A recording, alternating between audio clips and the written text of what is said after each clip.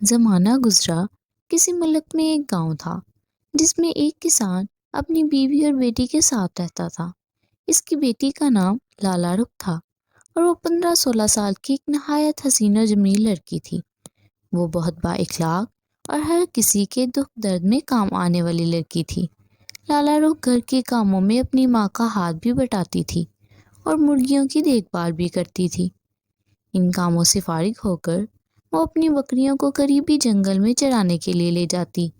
بکریاں تو جنگل میں گھاس اور جھاڑیوں میں لگے پتے کھانے لگتیں اور لالا رخ کسی مٹی کے ٹیلے پر بیٹھ کر ان کی رکھوالی کرتی اور اس بات کا دھیان رکھتی کہ کوئی بکری زیادہ دور نہ نکل جائے۔ اس جنگل میں جا کر اس کی کھلی فضا میں بکریوں کو چرانے میں بڑا مزہ آتا تھا۔ ایک دن سورج ڈھلنے سے پہلے وہ اپنی بکریوں کو ہانک کر جنگل سے گھر کی جانب آ رہی تھی کہ راستے میں اسے زمین پر کوئی چمکیلی چیز نظر آئی۔ اس نے اٹھا کر دیکھا تو وہ ایک ننھی سی سنہری انگوٹھی تھی جس پر سرخ رنگ کا ایک نگینہ بھی جڑا ہوا تھا۔ لالا رخ نے ادھر ادھر دیکھا کہ شاید اسے وہ شخص نظر آ جائے جس کی یہ انگوٹھی تھی، مگر آس پاس کوئی بھی نہ تھا۔ اس نے انگوٹھی کو اپنی اوڑھنی کے پلو میں باندھ لیا اور سوچا کہ اگر اس انگوٹھی کا مالک کبھی مل گیا تو وہ اسے اس کے حوالے کر دے گی۔ اس کے بعد وہ پھر بکریوں کو ہانکتی ہوئی گھر کی جانب چل پڑی۔ ابھی وہ گھر سے کچھ فاصلے پر تھی کہ اسے راستے میں ایک درخت کے نیچے اسے ایک چھوٹا سا بونا بیٹھا نظر آیا۔ اس کے چہرے پر اداسی تھی اور آنکھوں میں آنسو بھرے ہوئے تھے۔ لالا رخ کو اسے یوں اداس دیکھ کر بہت ترس آیا اور وہ اس کے پاس آ کر بولی، کیا میں آپ کی کچھ مدد کر سکتی ہوں؟ آپ غمزدہ نظر آ رہے ہیں۔ بونے نے کہا بڑی اور اداس لہجے میں بولا، تم تو کیا، میری مدد تو کوئی بھی نہیں کر سکتا۔ اتنی بڑی زمین ہے، وہ نہ جانے میری جیب سے کہاں گر گئی ہے۔ جب میں جھک کر دریا سے پانی پی رہا تھا، ہو سکتا ہے وہ دریا میں گر پڑی ہو۔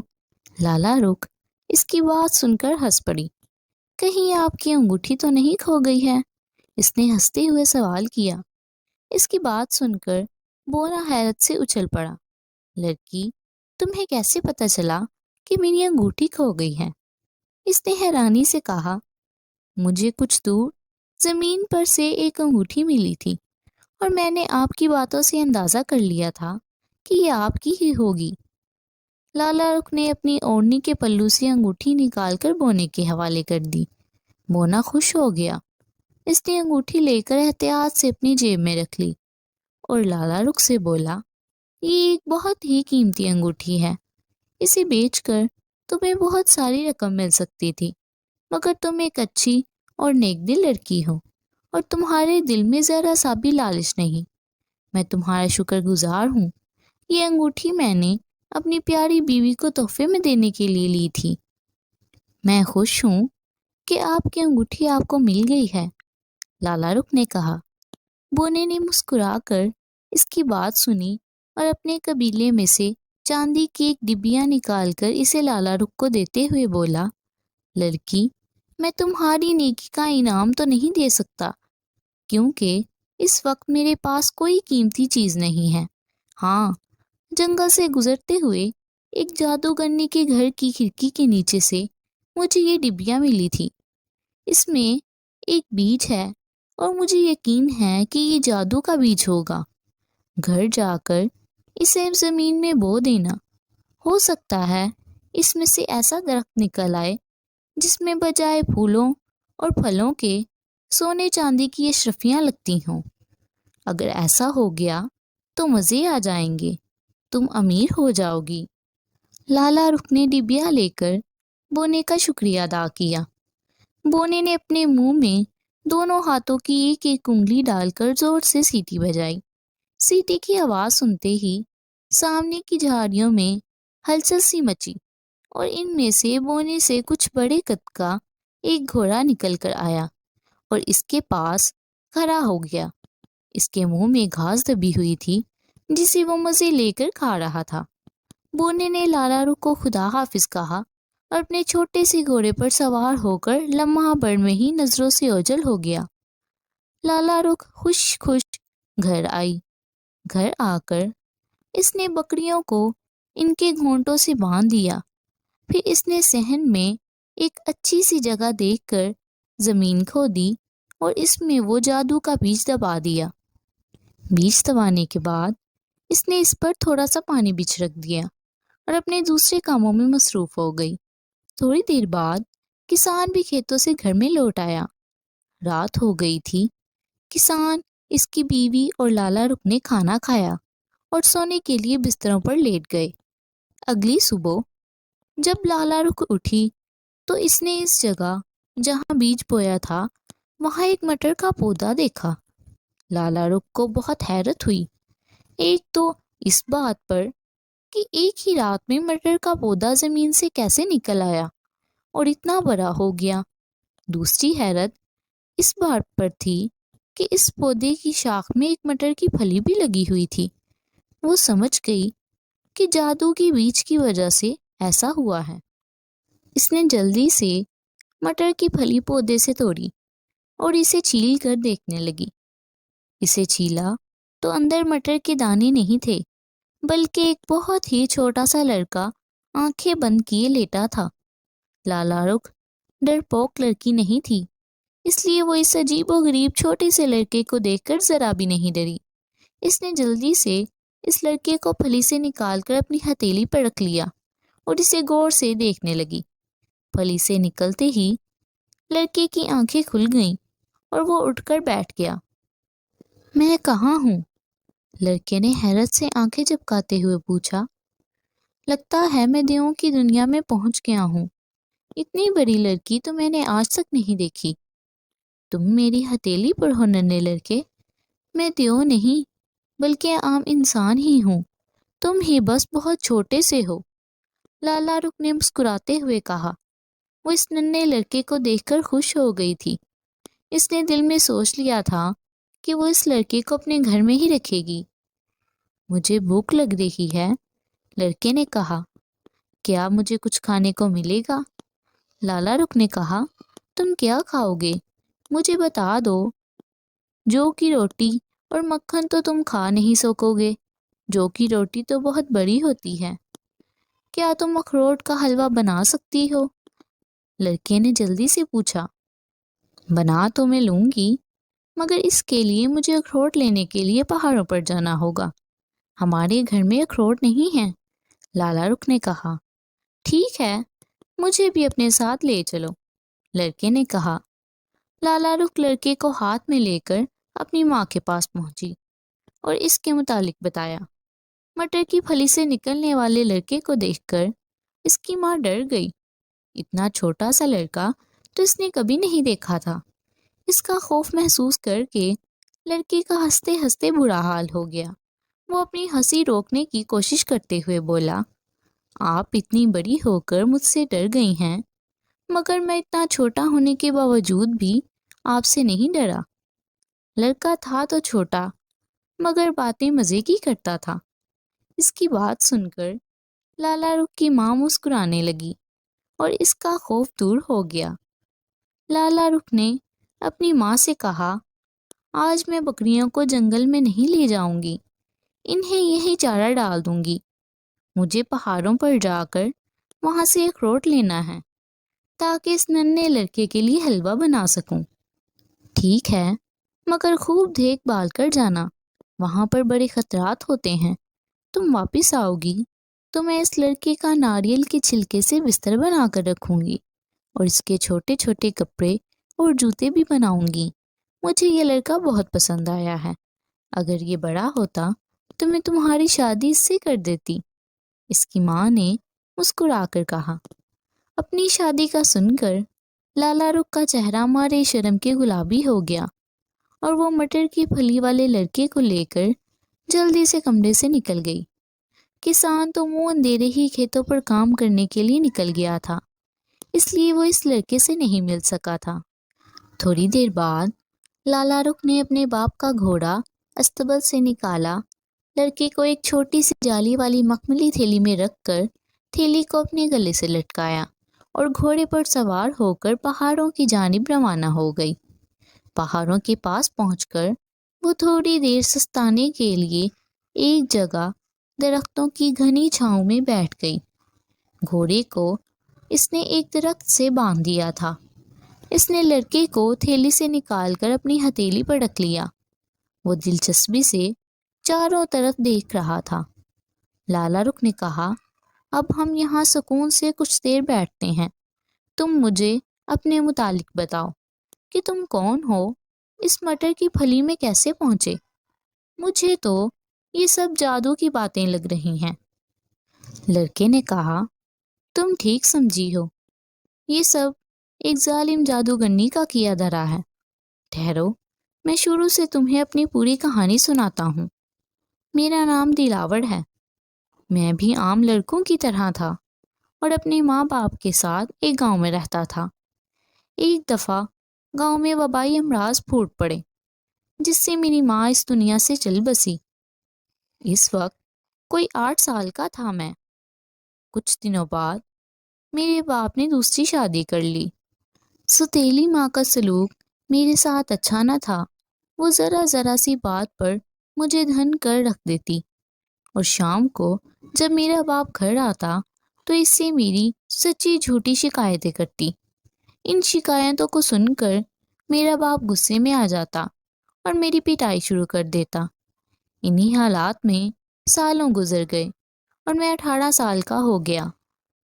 ایک روز سوتیلی ماں کی شکایت پر میرا باپ اتنا ناراض ہوا کہ پہلے تو اس نے مجھے خوب مارا پیٹا، پھر مجھے گھر سے نکال دیا اور مجھ سے کہا کہ اب میں کبھی اپنی شکل نہ دکھاؤں۔ میرا اس دنیا میں کوئی ٹھکانہ نہیں تھا۔ میں پریشانی کے عالم میں ایک طرف چل پڑا۔ مجھے کچھ پتہ نہیں تھا کہ میں کدھر جا رہا ہوں۔ چلتے چلتے میں ایک جنگل میں پہنچ گیا۔ وہاں میں نے ایک عجیب سا پر اسرار سیاہ رنگ کا محل نما ایک گھر دیکھا۔ مجھے زوروں کی بھوک لگ رہی تھی۔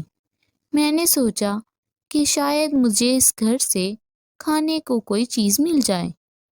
میں اس گھر میں داخل ہو گیا۔ ہر طرف سکوت طاری تھا۔ ایک کمرے میں نے ایک نہایت بدصورت جادوگرنی کو دیکھا۔ وہ ایک پلنگ پر پڑی بے خبر سو رہی تھی۔ سامنے ایک اور کمرہ تھا جس کے دروازے پر جیل جیسی سلاخیں لگی ہوئی تھیں، اور ان کے پیچھے کچھ بچے موجود تھے۔ سب بچے بہت خوفزدہ اور سہمے ہوئے تھے۔ میں ان کے قریب گیا تو ان میں سے ایک بچے نے سرگوشی کے انداز میں کہا، خدا کے لیے یہاں سے بھاگ جاؤ، اگر جادوگرنی اٹھ گئی تو وہ تمہیں بھی ہمارے ساتھ قید کر دے گی۔ میں نے انہیں تسلی دی اور پوچھا کہ وہ لوگ کون ہیں اور یہاں کیسے آئے ہیں۔ انہوں نے بتایا کہ جادوگرنی ان بچوں کو پکڑ کر لے آتی ہے جو اپنے گھروں سے دور دور گھومنے پھرنے نکل جاتے ہیں۔ ہم بھی ایسے بچے تھے، اس لیے اس نے ہمیں پکڑ لیا اور اپنے گھر لے آئی۔ یہ جادوگرنی ہم سے اپنے گھر کے سارے کام کرواتی ہے، اور جب کام ختم ہو جاتے ہیں تو ہمیں اس کمرے میں بند کر کے باہر سے کنڈی لگا کر خود مزے سے سو جاتی ہے۔ ان بچوں کی کہانی سن کر مجھے بہت افسوس ہوا۔ میں نے ان کی مدد کرنے کا فیصلہ کر لیا۔ میں نے اس جیل خانے کی کنڈی کھول کر سب بچوں کو آزاد کر دیا اور ان سے کہا کہ وہ یہاں سے بھاگ کر سیدھے اپنے گھر جائیں۔ میں نے انہیں یہ تاکید بھی کی کہ آئندہ وہ اپنے ماں باپ سے دور کہیں نہ جائیں۔ انہوں نے وعدہ کر لیا اور خوش خوش وہاں سے بھاگ گئے۔ ان کے جانے کے بعد میں بھی وہاں سے نکلنے کے لیے پلٹا، مگر کیا دیکھتا ہوں کہ وہ جادوگرنی وہاں آ گئی ہے۔ بچوں کو جیل میں نہ پا کر وہ سمجھ گئی کہ میں نے انہیں آزاد کر دیا ہے۔ وہ غصے سے لال بھبوکا ہو گئی۔ اس نے اپنے دانت کھٹکھٹائے اور قہر بڑی آواز میں بولی، تو نے ان بچوں کو یہاں سے نکال کر مجھ پر بڑا ظلم کیا ہے۔ میں ان بچوں سے اپنے گھر کے سارے کام کرواتی تھی، اب وہ تمام کام مجھے خود کرنا پڑیں گے۔ لڑکے، تجھے اس حرکت کی سزا ضرور ملے گی۔ میں تجھے جادو کے زور سے بالکل چھوٹا سا بنا کر مٹر کے بیج میں بند کر دوں گی، پھر اس بیج کو ایک ڈبیا میں بند کر کے اپنے گھر سے باہر پھینک دوں گی۔ اگر تیری قسمت اچھی ہوگی تو کوئی اس بیج کو ڈبیا سے نکال کر زمین میں بو دے گا، اس میں سے مٹر کا ایک پودا نکلے گا جس میں ایک پھلی لگی ہوگی، اور اس پھلی میں تو گہری نیند سو رہا ہوگا۔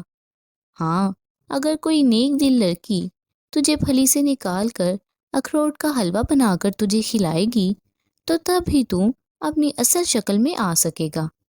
جو لوگ مجھے تنگ کرتے ہیں اور غصہ دلاتے ہیں، میں ان کو ایسی ہی عجیب و غریب اور انوکھی سزائیں دیتی ہوں۔ یہ کہہ کر جادوگرنی نے ایک خوفناک قہقہا لگایا اور منہ ہی منہ میں کچھ پڑھ کر مجھ پر پھونکا۔ پھر مجھے کچھ پتہ نہیں کہ میرے ساتھ کیا ہوا۔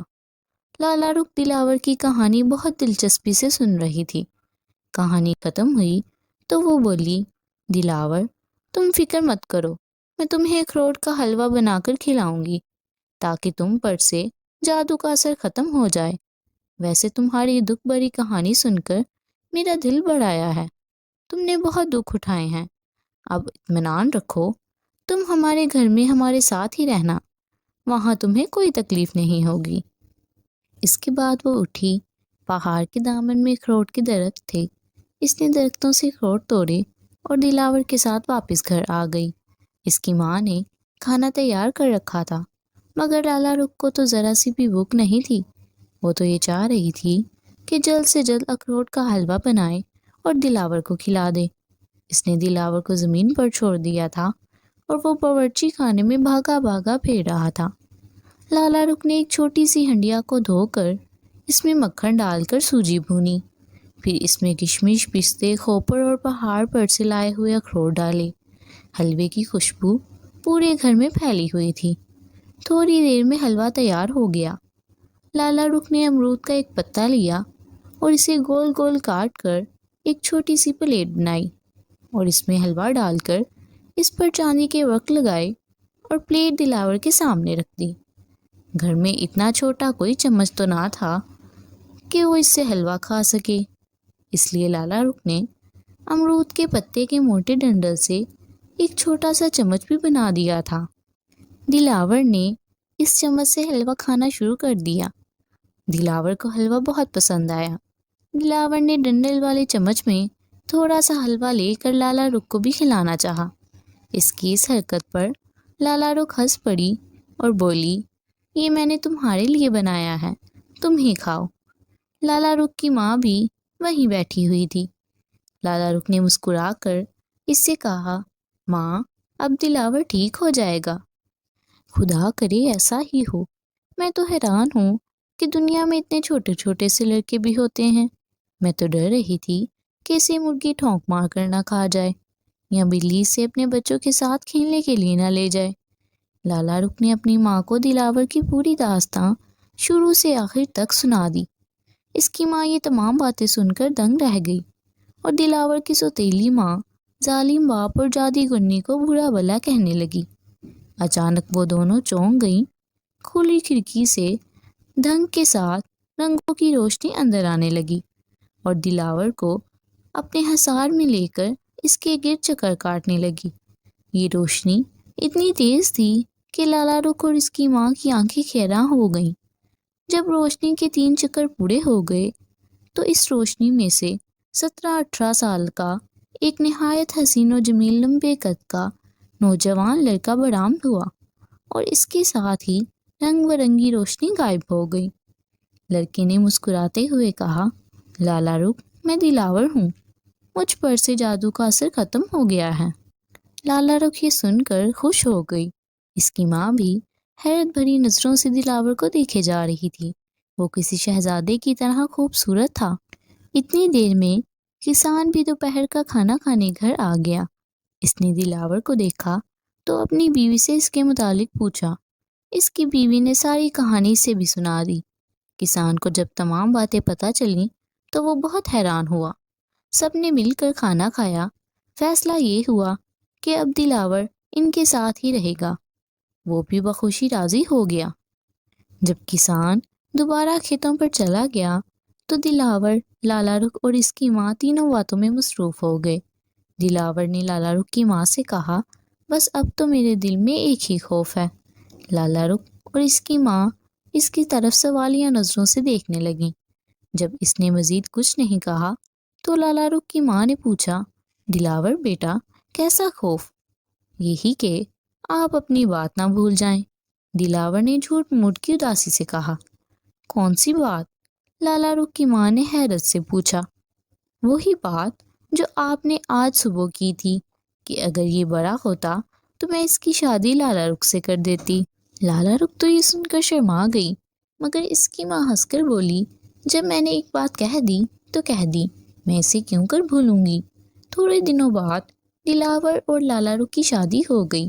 اب دلاور کو گھر چلانے کے لیے کوئی کام تو کرنا ہی تھا، اس لیے وہ کسان کے ساتھ کھیتوں پر جانے لگا۔ وہ بہت محنتی اور جفاکش لڑکا تھا۔ وہ کھیتوں پر صبح سے شام تک کام کرتا۔ پہلے کسان اپنے کھیتوں میں سبزیاں وغیرہ ہی لگاتا تھا، مگر دلاور نے گندم، گنا، جو، باجرا اور مختلف قسموں کی دوسری فصلیں بھی لگانا شروع کر دی تھیں، جن کو بیچ کر کسان کو بہت سارے پیسے ملنے لگے۔ اتنے پیسے تو اس نے زندگی بھر نہیں کمائے تھے۔ ان پیسوں کو جمع کر کے تھوڑے ہی دنوں میں انہوں نے ایک بڑا سا گھر بھی بنا لیا اور پھر سب ہنسی خوشی زندگی کے دن گزارنے لگے۔